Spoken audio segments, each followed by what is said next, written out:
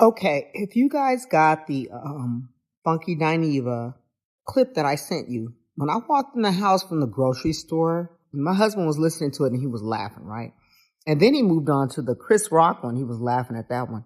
Um, Funky Dineva's critiques of people, they are hilarious. So what happened was, I don't know why. Well, I guess it popped up because it's in my algorithm, and I must have missed it. But if I haven't sent it to you, I apologize in advance. But he was talking about this letter. He takes letters now. He started this like last week, where you can write in a letter. You could say, "Give me advice." And so the lady said that she was dating a guy. He asked her to move in with him because he was so enamored with her. She had 3 daughters. Long story short, after like a month, he was like, this isn't working for me, blah, blah, blah. So Funky said what it was is that he wanted her, but it was too much to take on an instant family because the kids were, kids, and there was a lot of responsibility. He said, and he probably just thought this is overwhelming. And he realized that it was more work than benefit. And he kind of alluded to that in the actual letter, the Dear John letter that he gave her by text. So Funky wanted to give his analysis to women and say, kids are a lot of responsibility. Not everybody's made to take on that responsibility, especially when the kids, you weren't there from the beginning. You didn't raise them. You're just meeting them. They're instant family, like the Brady Bunch. That's a fantasy show. Not everybody can just mesh together like that. And so long story short, the guy was putting her out. He was saying, can you guys move out? And she didn't know where to go. She said, well, I gave up my apartment. Now I've got to go all over again. I've got to save up first and last. And so I thought to myself, this is a legal issue because but for him asking her to move in with him, she would not have given up her apartment. So we have something in the law called detrimental reliance. To her detriment, she relied on his promise. The problem that I think she has is that he didn't give her a ring or he didn't promise marriage. So we want to know what was the extent of this promise. Because so far this looks like a roommate situation where you move in with your kids, you help me with the rent. Now, I know I'm going to offend a lot of women, but I think some might just say, Shannon, thank you for telling me. Now, okay, how do I put this delicately? My mother's been married 3 times. My grandmother's been married twice. I got aunties who are divorced. Okay, I'm like you. I got the whole story, right? One thing I know when I ask my husband, and he could just be a weirdo, I say, what is it about the staying power of this situation? Besides childhood trauma, which may make you tolerate more than an average man would tolerate, what do you think that most men could benefit from? Because I'm watching these shows. Because this guy put in a letter to her. He said, this wasn't a benefit to me. I said, what benefit? He's putting this woman out with these 3 girls. What benefit is he looking for? And my husband was like, well, kind of like some old fashioned stuff. I said, okay, that's what I was thinking. I said, so child discipline, meaning that when your kids are acting up, he has to be able to say something. A lot of women have this rule, you don't talk to my kids. You don't tell. Okay, well, it's hard to live in a house with minors and you can't give them instructions. So I've heard from some people like, oh, well, I couldn't tell her kids anything. He would leave dishes in the sink. He wouldn't pick up after himself. And I could not say a word. The men felt like their hands were tied. So I think that's one of the things when you do the blended families. There has to be maybe you can't speak on everything, but maybe just household structure like chores and duties. Maybe you should be given some authority and the kids should know, hey, my husband's going to give you instructions about who does dishes, who takes out the trash. Maybe that might help. Okay, another thing that maybe some people are going to be offended by. I'm just going to tell you maybe I'm just one person. Been married to one guy since I was 22. I'm now 56. I'm just going to tell you what I know. A clean house goes a long way. I don't know. I have several friends who will take off their underwear and just leave on the floor. There's no hamper. You need to clean up after yourself and you need to clean the house. That's just a thing. Now, you don't have to clean it yourself. You have to be in charge of who cleans it. So you might hire somebody off a Thumbtack app or something and say, okay, Sally's coming in every Tuesday or every other Tuesday to do the kitchen and the bathrooms. I'll maintain the common areas because those aren't that, complicated and save us a little money, blah, blah. But I'm telling you, a clean house goes a long way. Putting your dirty clothes in a hamper, cleaning the toilet, mopping the floor, getting it done, even if you don't do it, it goes a long way.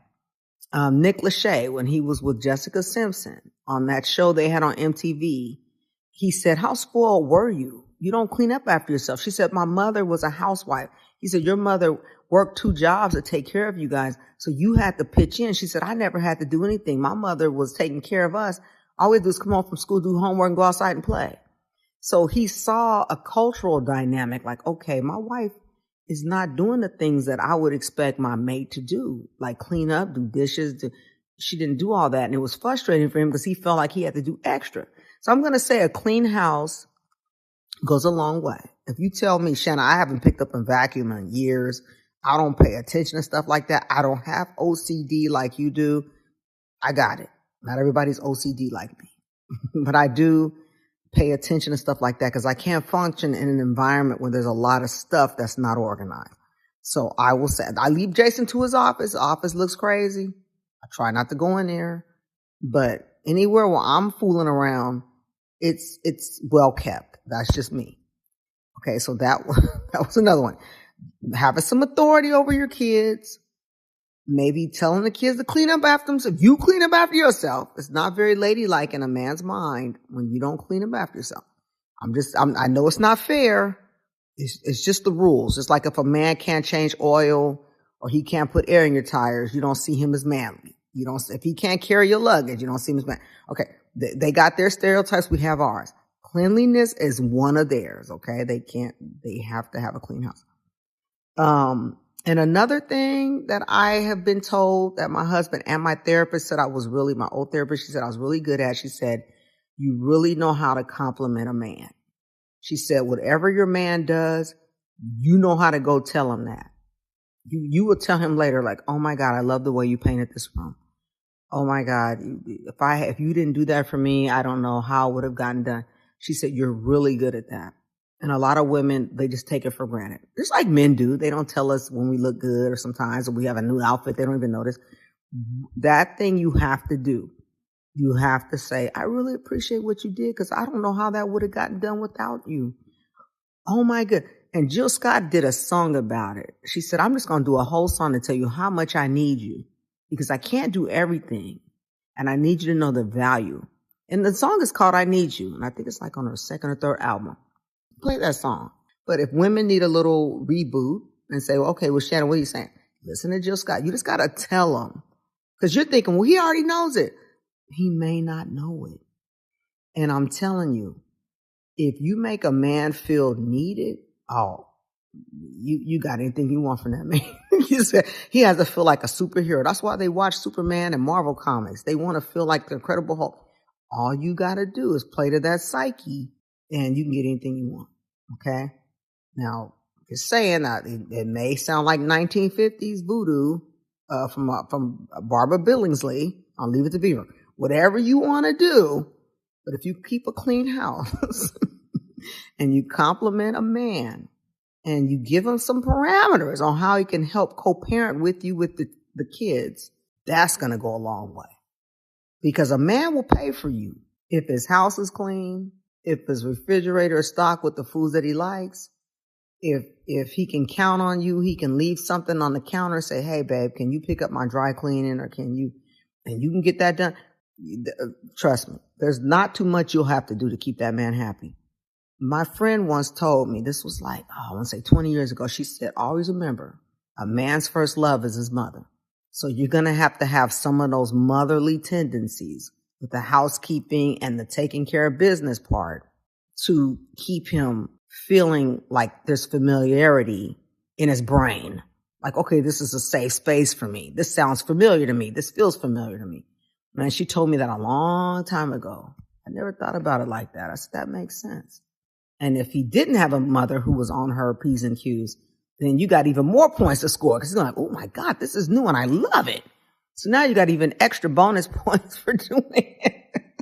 So That's what I can think of when the guy wrote her the letter and said, I'm breaking up. And Q said, oh, it was the kids. Okay, the kids are a lot of responsibility. You can overcome kids if that house is clean when he walks in and he smells food when he walks in. My grandfather once told me, he said, I love coming home to the smell of food. He said, I never wanted your grandmother to work because I like coming home to that feeling. After working at the shipyard, I can walk in the house and I smell pork chops. She was making mashed potatoes. He said, your grandmother could cook, and I loved it. And that's all I wanted as a man, to feel like when I walked in, dinner was on the stove. We don't need a Mercedes Benz. We don't need a condo in Cabo.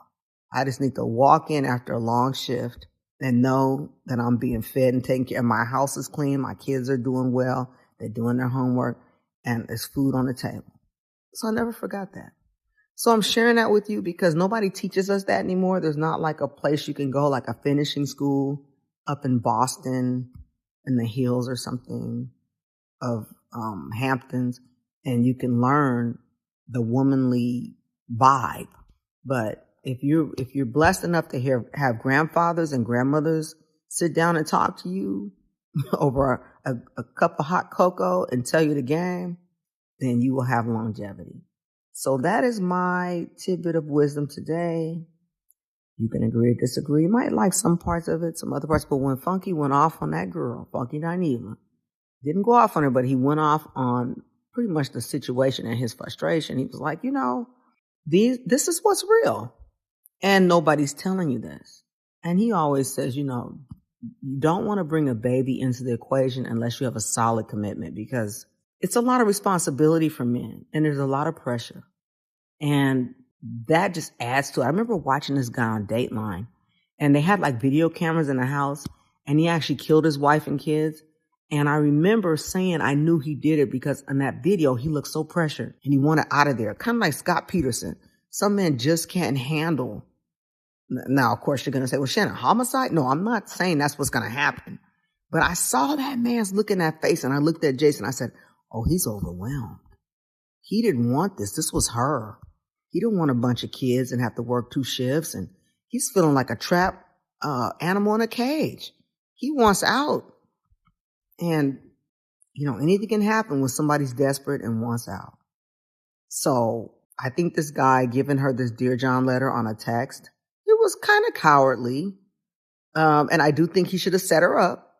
I think if you're going to kick somebody out and you love them and they have 3 daughters and you're the one that persuaded them to move in with you, you might have to pay for her first and last at her new place to help her get set up so you can have your peace of mind. But you can't just put her out. So I agree with Funky on that. You can't just put her out. That's not going to happen. You're going to have to do something. But the rule is, if you're not married, because the law allows protections. That's why marriage exists. No man can just put you out now. You're married. He can't just put you out. But women don't realize that. They're like, I don't have no medical, no dental. I'm not your next of kin. I'm just some chick that lives with you in a house and I'm just a roommate. Yep. Unless you sign a marriage license and go down to the courthouse, you're a roommate. They don't have any power. They don't have any legal advantages. That's the problem with people not wanting to get married. They don't want legal advantages.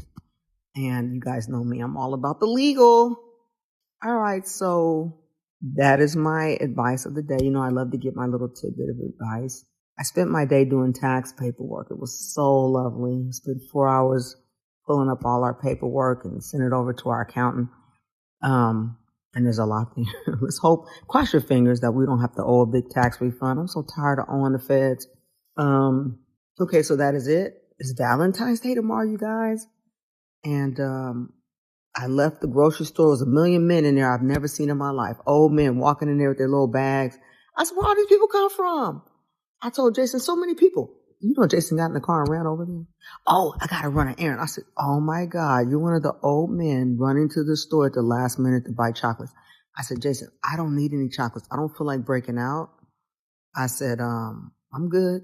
I got you a car. Just give me a car. No, I got to do something. I've been married to you for 30, 34 years, 35. We going to do something. Okay. Well, that's nice. He hurt y'all. How serious was he? He waited till I told him about the old men when I came back from the store getting some organic raisins and some Brillo pads.